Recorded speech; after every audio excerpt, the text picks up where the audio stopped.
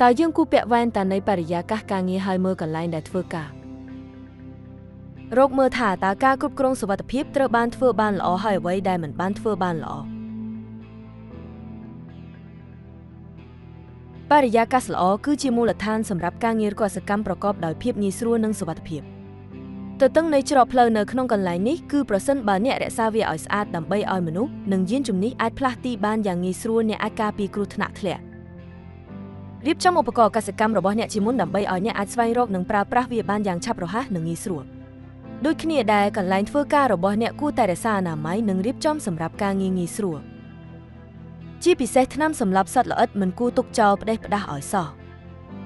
ថ្នាំសម្លាប់សត្វល្អិតត្រូវតែរក្សាទុកយ៉ាងស្អាតនៅក្នុងធុងផ្ទុកសុវត្ថិភាពហើយចាក់សោដោយសោលើពីនេះទៀតវាជារឿងសំខាន់ក្នុងការថែរក្សាអនាម័យជានិច្ចនៅកន្លែងដែលការងារកសិកម្មត្រូវបានអនុវត្តព្រោះផ្សិតនិងអតិសុខុមប្រាណអាចដុះលូតលាស់បានយ៉ាងងាយស្រួលនៅទីនោះមិនថាការងាររបស់អ្នករីករាយប៉ុណ្ណាទេអ្នកត្រូវសម្រាកយើងផ្ដល់កន្លែងសម្រាកដាច់ដោយឡែកមួយដែលយើងអាចសម្រាកជាមួយគ្នា